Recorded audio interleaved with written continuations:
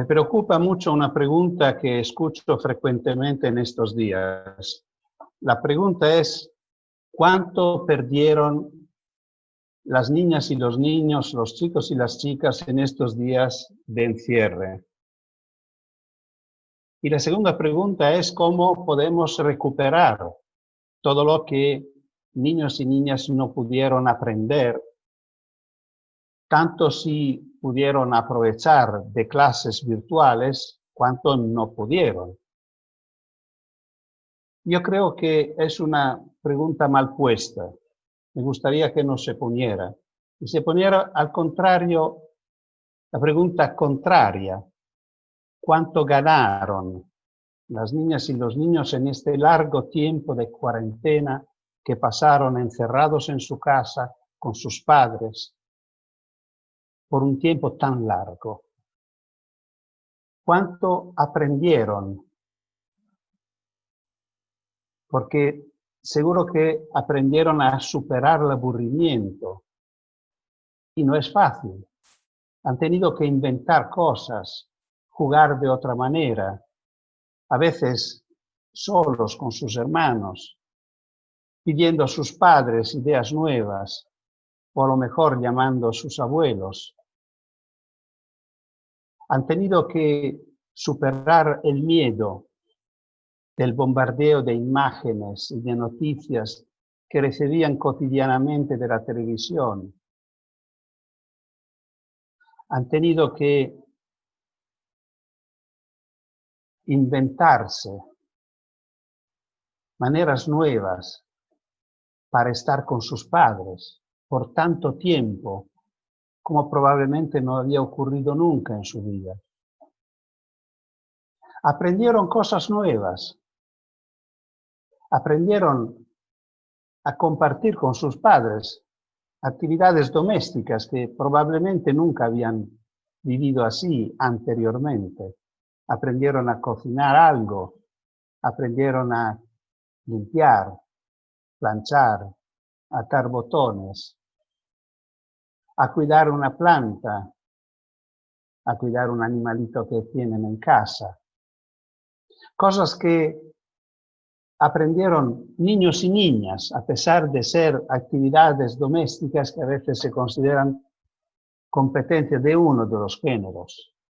Y esto también tiene su importancia. A lo mejor aprendieron a leer, ya lo sé que ya sabían leer, pero a lo mejor por la primera vez leyeron porque lo deseaban o porque lo necesitaban. Y esto significa leer. Leer no es descifrar letras. Leer significa dedicarse a la lectura, gozar de la lectura. Y si esto ocurrió, es muy importante, es muy importante. A lo mejor tenieron un diario, escribieron algo, se confiaron con estas páginas escritas, que mañana serán un recuerdo de esta experiencia tan particular, dura y rara. Hay otra pregunta que me preocupa. ¿Cómo podemos evaluar lo que ha pasado? Especialmente en el mundo de la educación vuelve este problema de cómo evaluar, siempre pensando que el éxito o el fracaso dependen de la voluntad y del compromiso de los alumnos y no de la propuesta de la escuela. Me gustaría dar la vuelta a esta pregunta y pedir a padres y docentes de ponerse otra pregunta. ¿Qué hemos aprendido nosotros, padres y docentes, de nuestras hijas y hijos, alumnas y alumnas, en este tiempo de cuarentena? Si hemos podido observarlos de otra manera, descubriendo aspectos que no conocíamos. ¿Y por qué es importante? Bueno, es importante porque la ley promete, la ley pide La ley impone, porque es una ley. Me refiero a la Convención de los Derechos de los Niños. Al artículo 29 dice que la educación tiene como objetivo el desarrollo de la personalidad de los niños, de sus actitudes, hasta el máximo de sus posibilidades. Repite sus muchas veces. Por lo cual los objetivos de la educación no son conseguir los resultados previstos, sino descubrir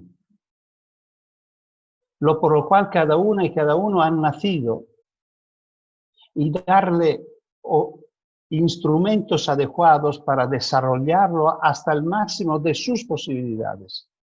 Para hacer esto tenemos que conocernos, nosotros y los niños y las niñas, los hijos y los alumnos. Era un tiempo propicio para hacer este descubrimiento. Interrogarse sobre esto puede ser importante, puede ser una manera para encontrarse, familia y escuela, para discutir sobre quién son los niños y las niñas y cuál puede ser su perspectiva. Y por último, una pequeña reflexión sobre otro tema que recorre en estos días, el tema de la incertidumbre. Se habla de incertidumbre con una angustia, como algo que pesa, porque no sabemos. No lo saben los políticos, no lo saben los administradores, no lo saben los educadores, no lo saben los expertos, porque no conocemos este misterioso virus, cómo se va a desarrollar, cuándo va a pasar, qué podemos hacer. Bueno, pero este tema de la incertidumbre me gusta retomarlo y considerarlo de su aspecto positivo en educación. Porque el contrario de la incertidumbre es la certeza. ¿Y qué significa tener certezas en la educación de un niño? Significa saber lo que deberá llegar a ser. Como hijo, como hija, cuál será su futuro, cuál debería ser su profesión, cuál debería ser su manera de portarse. Igualmente en la escuela, cuáles son sus aprendizajes deseados, dónde tiene que llegar con sus capacidades y sus competencias.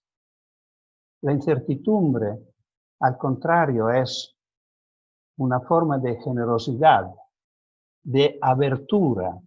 Significa dejar que nuestros hijos crezcan así como su naturaleza lo exige y que nuestros alumnos aprendan, pero respetando lo que Gabriel García Márquez, con una imagen poética que me gusta mucho, llamaba su juguete preferido. Es decir, lo por lo cual cada uno ha nacido, su vocación. La incertidumbre es una abertura.